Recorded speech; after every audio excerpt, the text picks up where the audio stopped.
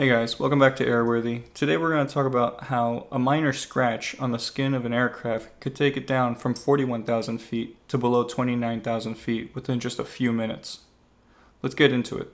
Alright, today we're talking about RVSM. RVSM is Reduced Vertical Separation Minimum. RVSM is a relatively new tool that the FAA has given air traffic controllers to reduce the congestion of air traffic within a certain band of airspace, which is that 29,000 feet to 41,000 feet. Now, it used to be that you used to have to keep about 2,000 feet of distance between aircraft vertically. Now that number's been reduced to 1,000. So theoretically, we can double the amount of traffic within this band of optimal airspace. The reason we call it optimal is because a large airliner, a large jetliner, they're rated to fly above 29,000 feet efficiently. So they'll get a better fuel burn and there'll be less air for them, providing less drag. So they'll get the most bang for their buck up there at that altitude. So your airline that you work for wants their aircraft to operate above 29,000 feet and inside this RVSM airspace. So the way they do that is three ways. One, they buy an aircraft that's rated for this, which means it has equipment on board that gives accurate altitude readings above 29,000 feet. Two, they create an operating plan. And three, they create a maintenance plan, or they buy off on the manufacturer's maintenance plan. Either way, that's where we're involved. We as the maintainer need to make sure that this RVSM rated aircraft stays within that rating by doing our maintenance. So if we decide that a system is down, will that take it out of RVSM?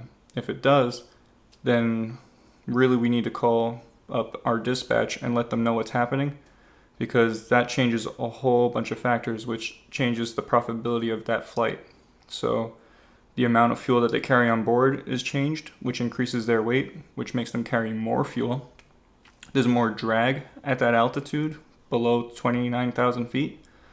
So this is going to impact the fuel burn, and the engines aren't going to burn fuel as efficiently. So already you can start to see that the cost of this flight is going to be more, and it may get to a threshold where they can't afford to make this flight profitable, so you're going to have to fix it.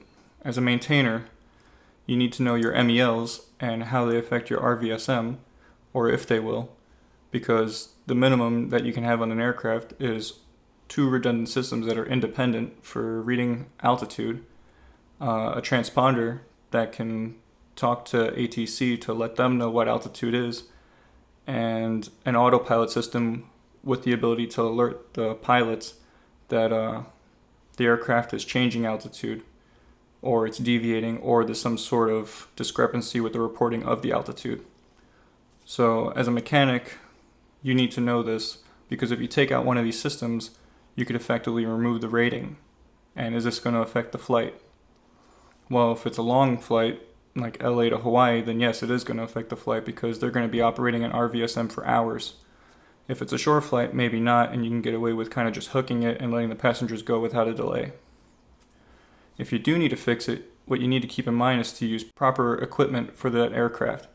It was manufactured in a certain way, maybe with a specific type of computer or a specific part number for the pitot or static port, and by you putting a different part number on that aircraft, you could permanently change its rating until that part has been removed and the new part effectively installed.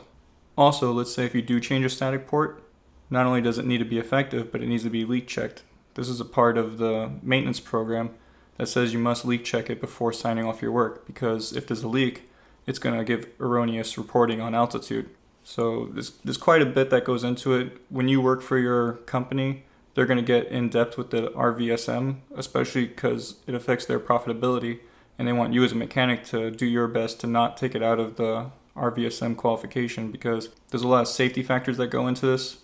That's the reason that we have RVSM, is to keep that band of airspace safe, whereas before we had the 2,000 feet of separation. With that 1,000 feet, there's a lot less room for error. Now, with that being said, especially about the static ports, what kind of a scratch could cause an aircraft to lose its 41,000 feet and have to fly below 29,000 feet.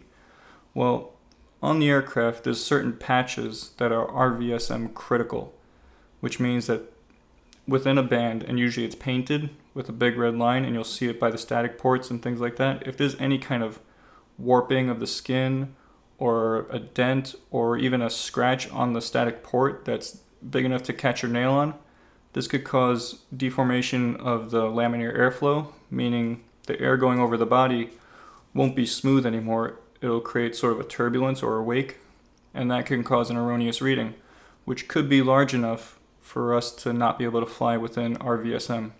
So when you're doing your walkarounds and you're checking your aircraft, make sure to look in these key areas.